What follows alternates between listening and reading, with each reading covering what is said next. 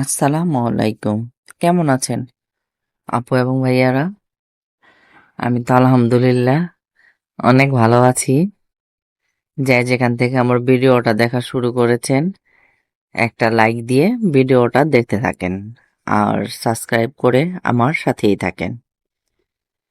আর যেসব আপু ভাইয়ারা ফেসবুক চালান, তো শায়লা ব্লগ নামে আমার ফেসবুক পেজ আছে, চাইলে আপনারা ওখান থেকে ঘুরে আসতে পারেন। আর প্রতিদিনের মতন রান্না করার জন্য চলে আসলাম রান্নাঘরে। রান্না তো করতেই হয়, যে অবস্থাতে থাকি না কেন। রান্না মাফ নাই আসলে।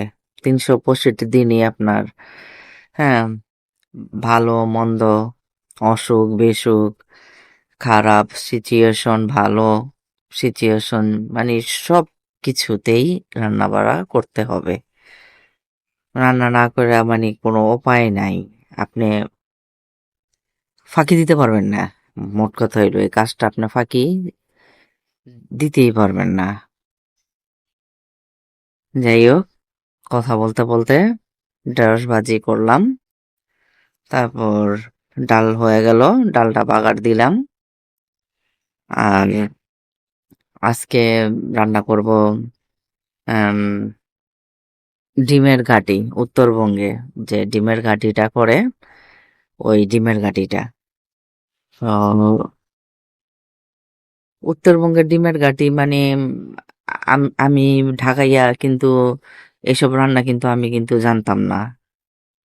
এইসব রান্না কিন্তু আমি ইউটিউব থেকেই শিখছি। আর ইউটিউব ছাড়া তো আমার পক্ষে সম্ভবও না এসব রান্নাগুলা জানার। হুম। তো ইউটিউবই আসলে একটা মাধ্যম এক এক অঞ্চলে রান্নাগুলা শিখা। যেমন আমি একটু আমার মতন কইরা করতাছি। যেমন পেঁয়াজ বাটা, পেঁয়াজ আর হলো ফ্রোজেন টমেটো একসাথে ব্লেন্ডার কইরা নিছি। হ্যাঁ, এখানে এতটুকুই আর কি আমি আমার মতন কইরা নিছি। কিন্তু এটা মূলত উত্তরবঙ্গেরই আলুর ঘাটি যে রান্না করে, ডিমের ঘাটি, আলুর ঘাটি, ওইটাই আর কি। আমি আর কি টমেটোটা অ্যাড করছি কালারটা যাতে সুন্দর আসে। আর দেখলেনই তো কালারটা কিন্তু মাশাল্লাহ খুব সুন্দর আসছে। আর এইখানে ডিমটা ভাইজা নিলাম ওই কড়াইটার ভিতরেই। আম, টোকায়া টাকায়া একটু মাংস বের করছি তাফসিরের জন্য। এই তাফসিরের জন্য একটু মাংস রান্না করবো। কি কি করার, ছেলেরা কালকে ডিম ভাজা, ডাইল, আচার দিয়ে ভাত খাইছে। ওই লাউ শাক তো খায় না। তারপর মাছ ভাজা ওগুলাও খায় না। তো আজকে এই যে এই যে আস্ত ডিম সিদ্ধ করে এটাও খাইতে চায় না। মানে মহা বিপদ তারে নিয়ে আমার। আসলে ওর এই যন্ত্রণা শুধু আমি মা দেখা সহ্য করি। আমার জায়গায় অন্য কেউ হলে খাইলে খা, না খেলে না খা, এটাই বলতো। যাই হোক, কি করবো আর। আসলে আম, মা যেহেতু, সন্তানের আবদার, সন্তানের যন্ত্রণা, এগুলা সহ্য তো করতেই হয়।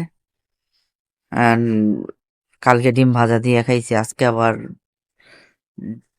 ডিম ভাজা, ডাইল এগুলা খাবে, এই আর কি। আর ওই যে বললাম না, টোকায় টাকায় মাংস বের করছি, তাও আবার সব সিনার পিস খায়। সিনার পিসই ছোট ছোট করে কাইটা হলুদ মরিচ লেবুর রস দিয়ে মাখায় রাখছি। এখানে ছোট্ট একটা আলু একদম গুঁড়া গুঁড়া করে কাইটা দিছি। অল্প কইরা মানে মাখা মাখা কইরা শুধু ওর জন্যই রান্না করতাছি, ওর হইলেই হবে। আর এখানে বিকালের জন্য রোল বানাবো। মাংসর কিমা, পেঁয়াজ, একটু আলুও দিছি, কাঁচামরিচ, তারপর আদা রসুন, তারপর আপনার মনে করেন গোলমরিচের, সরি গোলমরিচ কেন, গরম মশলার গুঁড়া, তারপর আবার দুধও দিছি দিয়া এটা আমি কইরা রাখতাছি। যেহেতু আজকে রোল বানাবো, এটা হয়ে গেলে রান্না শেষ হলে রান্নাঘরটা মুইছা দেন আবার এই রোলটা আবার বানাইতে বসবো। আর তানজিনা যখন বাসায় আছে ও রুটি কইরা দিব, আমি একটা একটা করে বানায় নিব। এটার ভিডিও আজকে দেখাবো না, এটা ভিডিও আবার দেখাবো, আবার কোনো একদিন দেখাবো আপনাদেরকে। আর আপনার এই দুপুরে রান্না করার পাশাপাশি যদি আপনি বিকালের নাস্তাটা যদি বাসায় বানান, হ্যাঁ, হাফ কইরা রাখলে অনেক সহজ হয়। আর রোল তো একদমই সহজ, বানায় রাখলে বের কইরা জাস্ট তেলের মধ্যে ছাড়লেই হয়ে যায়। আর এই যে আমার রান্নাগুলা, এই যে তাফসিরের তরকারিরা একদম শুকনা বুনা বুনা করছি, ঢেঁড়স ভাজি আর এই যে ডিমের ডিমের ঘাটিটা ডিমের ঘাটিটা কালারটা এত সুন্দর হয়েছে, মাশাল্লাহ। খাইতেও কিন্তু অনেক মজা হয়েছে। আম, বৃহস্পতিবার আসলে এত কিছু করতে চাই না, কিন্তু তানজিনার অফিস তো, হোম অফিস চলতেছে বাসায়, ও বাসায় আছে, এদিকে তাপসিরও স্কুল বন্ধ, তাই আজকে টুকটুক টুকটুক করতে করতে ৩-৪ রকম রান্না করলাম। এখন আমি ওই যে ডিমের ঘাটিটা নেব। আর ডিমের ঘাটিটা কিন্তু অনেক মজা হয়েছে। আপনারা চাইলে আমার মতন এরকম পেঁয়াজ তারপর টমেটো ব্লেন্ডার করে রান্না করতে পারেন।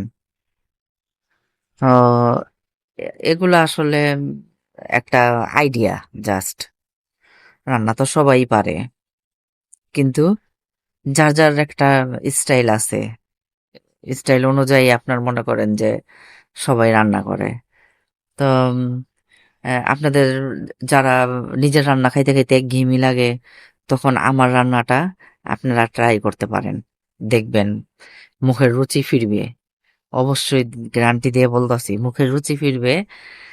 আর আহ, অন্যজনের একটা রান্না আপনি শিখলেন, ফ্যামিলিরে খাওয়াইলেন, তাই না? তো আজকে বিদায় নিয়ে নেই। আল্লাহ হাফেজ। ভালো থাকেন, সুস্থ থাকেন। কেমন?